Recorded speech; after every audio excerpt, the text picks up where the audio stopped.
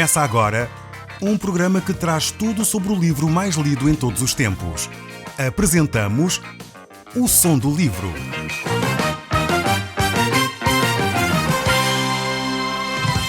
Seja muito bem-vindo. Neste podcast vai encontrar o livro mais conhecido e lido em todo o mundo. Vamos levá-lo numa viagem pela história da humanidade. Este é um audiolivro para si, para a sua família e sociedade em geral. Contextualização e comentários de Paulo Chaveiro. Eu sou o Paulo Chaveiro e nós hoje estamos de volta ao capítulo 6 do livro de Provérbios. É bom lembrarmos que este livro foi escrito para todos nós. Porém, essencialmente, ele visa os jovens. Ele tem uma especificidade. Levar os jovens a refletir nas orientações que receberam dos seus pais.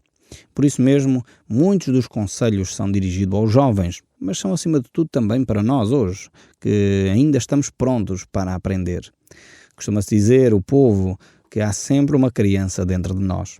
E, efetivamente, não deixemos morrer essa criança dentro de nós, pois enquanto essa criança estiver viva em nós, estamos prontos para aprender, prontos para nos divertirmos, prontos para nos alegrarmos, prontos também para nos questionarmos e aprendermos com aquilo que ainda não sabemos. Então, este texto bíblico no livro de Provérbios, capítulo 6, nos faz esta reflexão, deixa este desafio para um filho que está atento àquilo que se lhe diz. Verso 20 a 23, eu gostaria de ler de novo este texto, e diz assim a palavra de Deus: Filho meu, guarda o mandamento do teu pai e não deixes a instrução da tua mãe. Ata-os perpetuamente ao teu coração, pendura-os ao teu pescoço. Quando caminhares, isso te guiará. Quando te deitares, te guardará. Quando acordares, falará contigo. Porque a mandamento é a lâmpada e a instrução é a luz. E as repreensões da disciplina são o caminho da vida. Aqui temos então o valor de ter pais que efetivamente se preocupam com a educação. Eu já tenho dito isto várias vezes, mas não me canso de repetir. Pais que me estão a ouvir, vocês são os responsáveis pela educação dos vossos filhos. Não se deixem iludir, não são os avós, não são as escolas, não são a creche, não são as igrejas, não é o Estado, são os pais. Os pais são os responsáveis por educar os seus filhos. Não podemos delegar esta grande responsabilidade a mais ninguém. Então, não nos podemos demitir dela. Não podemos, a título de desculpa, dizer que estamos muito ocupados na nossa profissão e por isso vamos colocar os nossos filhos na natação, nas aulas de música, vamos colocá-los nos ATLs, vamos colocá-los depois em horários extracurriculares, fazendo isto e aquilo outro, para ocupar simplesmente o tempo dos nossos filhos, para nós podermos seguir a nossa carreira profissional. Tomem muita atenção quanto a isso. Dediquem tempo aos vossos filhos, essencialmente quando eles são pequenos, porque quando eles são pequenos é quando eles têm mais facilidade em aprender as grandes questões da vida. Não despreze a infância do seu filho. Quando ele nasce até aos 5 anos, hoje isso está estudado, é a altura onde podemos incutir a maior parte dos valores que nós queremos incutir na criança. Então é necessário que nós pais estejamos presentes para passar esses valores, para que no futuro eles possam dizer: eu lembro-me dos conselhos do meu pai, lembro-me dos conselhos da minha mãe. Então há desafios muito importantes para nós como pais educarmos os nossos filhos. A maior parte de nós talvez já ouviu falar de Santo Agostinho. Santo Agostinho foi de facto uma personagem tremenda.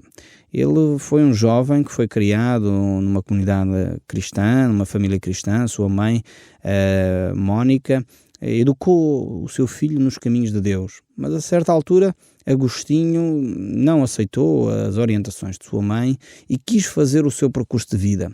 Ele envolveu-se na vida boémia, enfim, mulheres, vícios, e de facto abandonou a casa da sua mãe para viver de facto num ambiente completamente corrupto, perdido, até que ele chegou, digamos assim, ao fundo do poço. Chegou a um ponto da sua vida que ele já não tinha retorno. E realmente naquela altura, quando ele estava a chegar àquele fundo do poço, percebeu que o prazer da vida não estava nas mulheres, não estava no vinho, não estava na corrupção, mas estava naquilo que a sua mãe lhe tinha ensinado. ele realmente arrependeu-se do seu pecado, deu uma meia volta na sua vida. Houve aquilo que a Bíblia desafia a fazer, que é a conversão, entregou a sua vida nas mãos de Deus. Ele mudou radicalmente a sua vida. Ele lembrou-se dos ensinos que a sua mãe lhe havia dado quando ele ainda criança. E ele estava nesse processo de reflexão quando ouviu uma criança cantar uma pequena música, Tommy Lee, Tommy Lee.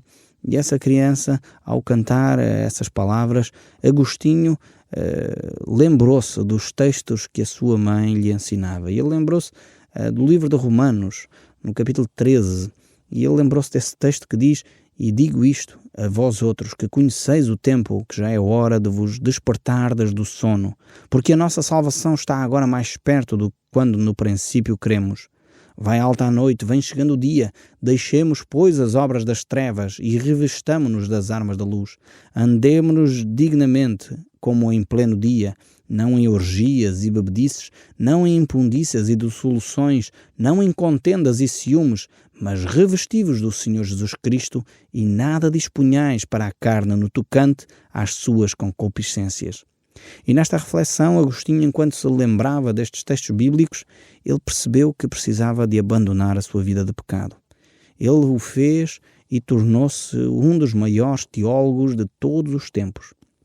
É um teólogo reconhecido em toda a cristandade, quer a cristandade católica, protestante, evangélica, ainda hoje reconhece as reflexões de Agostinho como uma referência, um marco para as grandes doutrinas da cristandade. E realmente o que aconteceu foi que ele se lembrou dos ensinos de sua mãe. Então, aqui para mostrar que nós pais não devemos desanimar. Se os nossos filhos seguem um caminho hoje que não é o caminho de Deus, se nós fizermos a nossa parte de ensinar os nossos filhos nos caminhos de Deus, é óbvio que eles têm que fazer as suas próprias opções. Nós pais temos o dever de orar por eles. Não devemos desfalecer, não devemos desanimar. Devemos talvez verificar onde erramos, pedir perdão se for o caso de alguma coisa que nós fizemos de forma errada. Mas devemos investir o nosso tempo em oração e aguardando que os ensinos que demos aos nossos filhos possam dar o fruto necessário para que eles se arrependam e se voltem para os caminhos de Deus. Voltando aqui ao texto do livro de Provérbios, no capítulo 6, o verso 24, ele diz: "Para te guardarem da vil mulher e das lisonjas da mulher alheia. Não cobices no teu coração a sua formosura, nem te deixes prender com as suas olhadelas." Aqui temos o autor sagrado a alertar para grandes perigos de tentarmos pensar que a galinha da nossa vizinha é melhor que a nossa. Então aqui ele desafia: filho meu, não alimentes a cobiça, não alimentes a inveja no teu coração. Porque quando nós começamos a cobiçar aquilo que é do outro, então isso conduz-nos normalmente a situações que não são nada agradáveis. Por outro lado, ele diz: guarda-te do olhar da mulher. E aqui poderíamos pôr mulher ou homem, portanto, se for uma senhora que me está a ouvir, tome cuidado com os olhares dos homens, porque muitas vezes a situação é a mesma. A pessoa começa com um olhar, troca de olhares, um sorriso, e realmente esse sorriso conduz a uma proximidade e a pessoa começa a desenvolver um pequeno diálogo e muitas vezes conduz a pessoa então a um relacionamento que a pessoa não esperava. Guarde-se desses olhares. Tudo começa por um simples troca de olhares. E então evita este início das coisas, pois pode conduzir a uma destruição. Estamos a falar aqui de situações de infidelidade, de um homem ou de uma mulher infiel. E é por isso que o próprio Salomão diz no verso 26 a seguir: porque uma prostituta, no máximo, o que se paga é um pedaço de pão, mas a adúltera anda à caça da vida preciosa. Aqui o que ele está a dizer é: se queres destruir a tua vida, ele não está a favor da prostituição, não é isso. O que ele está a dizer é: se queres fazer alguma coisa errada na tua vida sexual, então pelo menos não te envolvas de tal forma que destróis a tua vida. Então paga um pão a quem se prostitui e tem o teu relacionamento sexual, já é errado, mas pelo menos não é tão errado como a mulher adúltera, a mulher que é casada e quer praticar infidelidade. E nós, infelizmente, hoje temos vários casos destes.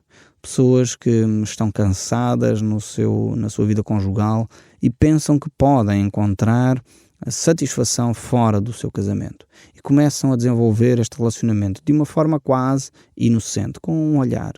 E muitas vezes começa assim. Então é preferível tomarmos logo atenção dessa situação. Lembro-me quando era jovem, ainda viajava de comboio para ir para o trabalho e naquele comboio encontrava sempre uma outra jovem e nunca chegámos a conversar, mas com aquele olhar essa jovem tentava cativar os homens que iam naquela carruagem. Ela fazia isso comigo, com todos os outros homens que lá estavam. Não conheci nunca essa jovem, nunca falei com ela, mas quando isso me aconteceu, lembrei-me logo deste texto do livro de Provérbios. Cuidado com os olhares. Então é preciso cortar a relação antes que de facto alguma coisa de grave possa vir a acontecer. O verso 27 continua a alertar-nos para a questão da infidelidade. Ele diz: tomará alguém fogo no seu seio sem que as suas vestes se incendeiem? Ou andará alguém sobre brasas sem que se queimem os seus pés? Assim será como quem se chega à mulher do seu próximo. Ninguém realmente pode mexer no fogo sem se queimar. E talvez seja deste texto bíblico que saia aquele provérbio popular que nós conhecemos que diz quem brinca com o fogo queima-se. E efetivamente é um facto. E quando se trata de infidelidade e um homem ou uma mulher pratica infidelidade, realmente destrói não só a sua vida, como a vida de quem a pessoa se envolve, como também o seu cônjuge. E eu tenho acompanhado várias pessoas que têm vivido este drama de serem, de alguma forma, vítimas da infidelidade. Isso deixa marcas profundas no coração das pessoas. A pessoa sente-se desprezada, sente que de facto não foi valorizado todo o seu esforço, sente que foi abusada e realmente é uma situação extremamente desagradável. Por isso o texto bíblico nos compara a infidelidade com, no fundo, pegar em fogo. Realmente destrói a vida não só da pessoa que sofre essa infidelidade, como da própria pessoa que se envolve nisso. A pessoa sempre se envolve nisso pensando que vai mudar para melhor, mas na realidade isso não acontece. É necessário a pessoa fazer ajustes na sua vida, se quer ter uma vida conjugal saudável. Mesmo iniciando um segundo relacionamento, é necessário a pessoa aprender com os erros e evitar voltar a cometer os mesmos erros. Provérbios 6, 29 ainda diz: assim será com o que se chegar à mulher do seu próximo, não ficará sem castigo todo aquele que a tocar. Não é certo que se dispersa o ladrão quando furta para saciar-se da fome, pois este, quando encontrar, pagará 7 vezes tanto, entregará todos os bens de sua casa. Agora o autor sagrado aqui coloca em paralelo a imagem do ladrão. Primeiro falou e deu a imagem do fogo, dizendo que quem comete adultério é como se estivesse a pegar em fogo. Agora diz que quem comete adultério é como um ladrão quando foi apanhado no seu roubo. Tem de devolver tudo, no fundo entrega tudo aquilo que tem. E infelizmente a infidelidade acontece exatamente isso. A pessoa destrói a sua casa, muitas vezes tem de vender a sua casa porque vai para divórcio, perde os seus bens, porque o adultério comete exatamente este tipo de estragos na vida conjugal. O verso 32 ainda nos diz: aquele que adultera com a mulher está fora de si. Só mesmo quem quer arruinar-se é que pratica tal coisa. Vejamos como a Bíblia é muito clara sobre isto e de facto a palavra de Deus tem razão. As pessoas tentam dourar a pílula, como se costuma dizer, as pessoas tentam, enfim, mascarar este facto, mas quem vive desta forma, de uma forma infiel, seja homem, seja mulher, destrói e arruína toda a sua vida. Marca definitivamente o seu relacionamento conjugal, marca definitivamente os seus filhos, deixa marcas profundas e as crianças ficam com insegurança, pois veem o seu pai ser infiel, uma pessoa em quem eles confiavam, a sua mãe a ser infiel, alguém em quem eles confiavam, que os deixa de facto bastante desorientados. Nós precisamos de aprender que a infidelidade não é aquilo que os filmes ensinam ou demonstram. A infidelidade não é o espaço que se encontra para a felicidade. Antes, pelo contrário, a infidelidade é a ruína da família. O verso 33 ainda diz: achará açoites e infâmia, e o seu opróbrio nunca se apagará. Aqui, claramente, Salomão está a falar do seu contexto também histórico-cultural. Infelizmente, hoje em dia, esta questão da infidelidade tem sido desvalorizada, cada vez mais é desvalorizada. E temos também no passado, lembro perfeitamente que quase era uma coisa aceite pela sociedade em que o homem poderia ter muitas mulheres que não faziam mal nenhum. Isso é de facto algo tremendamente desrespeitoso para com o ser humano. Um homem, quer uma mulher que pratica infidelidade, efetivamente está a destruir a sua própria vida. É um sinal de desrespeito para com o outro. Precisamos vigiar seriamente. E como já vimos neste texto bíblico, tudo começa com simples troca de olhares. Vigiemos o nosso olhar, vigiemos os nossos pensamentos, vigiemos a nossa atitude para não virmos a arruinar a nossa própria vida. O verso 34 prossegue ainda: porque o ciúme suscita o furor do marido e não terá compaixão no dia da vingança, não se contentará com o resgate, nem aceitará presentes, ainda que sejam muitos. Aqui fala acerca da mágoa que isso provoca na pessoa que de alguma forma foi enganada. Esta mágoa não tem preço. A pessoa não consegue, por mais pedidos de desculpa, por mais presentes que possa trazer, sarar esta ferida. É um ciúme que fica, uma marca que fica, uma ferida aberta que dificilmente, com o tempo, é verdade, com o perdão e com o amor de Deus, pode vir a sarar, mas é uma ferida que fica extremamente viva. Depois o texto bíblico diz: o ciúme excita o furor do marido e não terá compaixão no dia da vingança. Este é o reflexo de uma atitude impensada de um dos cônjuges. A pessoa fica realmente com vontade de vingança porque foi enganada. Foi uma pessoa que confiou no outro e, no fundo, a outra pessoa não valorizou essa confiança. O texto bíblico prossegue a dizer, e diz: filho meu, guarda as minhas palavras e conserva dentro de ti os meus mandamentos. Mais uma vez temos o desafio, aqui neste capítulo 7, verso 1, de o filho guardar os ensinos dos seus pais. E o texto bíblico é claro, dizendo como é que um jovem pode viver uma vida pura.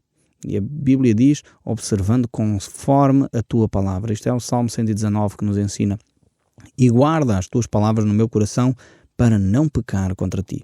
Então é guardando a palavra, não só dos pais, mas a palavra de Deus, que nós podemos vigiar e manter a nossa vida pura, uma vida que vale a pena ser vivida. O capítulo 7, verso 2 ainda diz: guarda os meus mandamentos e vive. E a minha lei, como a menina dos teus olhos, guarda ata-os aos teus dedos, escreve-os na tábua do teu coração. Diz a sabedoria: tu és minha irmã, e ao entendimento chama teu parente, para te guardares da mulher alheia, da estranha que lisonjeia com palavras. Vejamos mais uma vez a alerta que este pai faz. Toma cuidado, cautela com a mulher ou com o homem que está constantemente com lisonjas, com palavras doces, com palavras que aparentemente são tão gostosas, mas o seu fim realmente são a destruição. E ele vai continuar a relatar este texto, e o verso 5 diz: para te guardares da mulher alheia, da estranha que lisonjeia com palavras, porque da janela da minha casa, por minhas grades, olhando eu, vi entre os simples, descobri um jovem, um que era carente de juízo. E agora Salomão vai relatar eventualmente algo que ele presenciou da sua janela do seu quarto. Um jovem que vivia ali, alguém que era carente de juízo, como ele próprio diz. E porquê é que ele diz isto, que este jovem era carente de juízo? O texto prossegue a dizer: ia e vinha pelas ruas, junto à esquina da mulher, e seguia o caminho da sua casa, de tarde e de noite, no crepúsculo, na escuridão da noite, nas trevas. Vemos que ele via este jovem deambulando pelas ruas à espera de uma oportunidade para entrar na casa desta mulher que provavelmente teria um caso com este jovem. O verso 10 ainda diz: eis que a mulher lhe saiu ao encontro com vestes de prostituta e astuta de coração. É apaixonada e inquieta, cujos pés não param em casa. Ora está nas ruas, ora está nas praças, espreitando por todos os cantos. Aproximou-se dele e o beijou. E de cara impondente lhe disse: sacrifícios pacíficos tinha eu de oferecer, paguei hoje os meus votos e por isso saí ao teu encontro. A buscar-te e te achei. Já abri as colchas à minha cama, de linho fino do Egito, de várias cores. Já perfumei o meu leito com mirra, aloés e cínamo.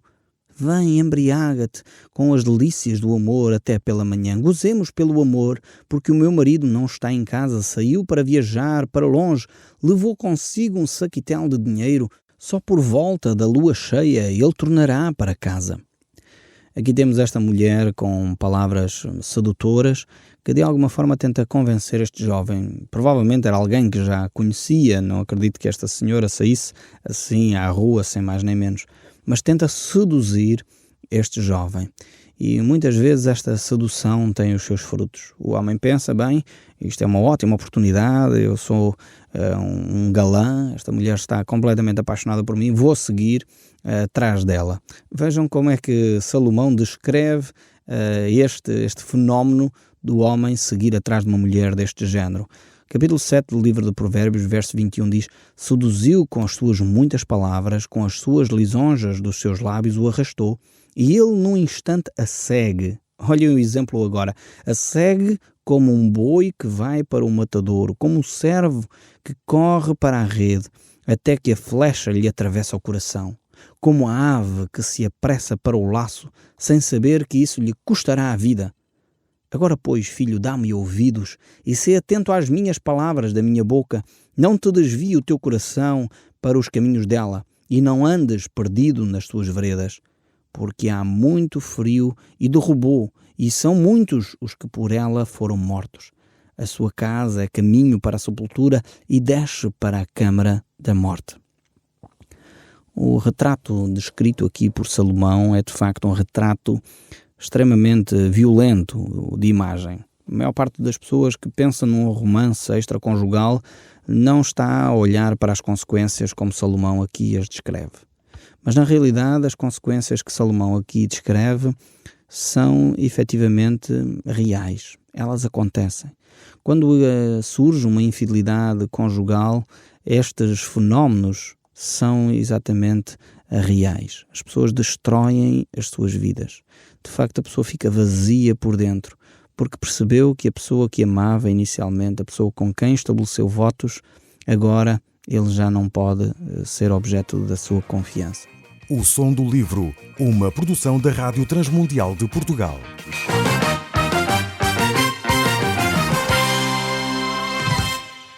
RTM. Conhece todos os nossos programas em rtmportugal.org. Uma produção da Rádio Transmundial de Portugal.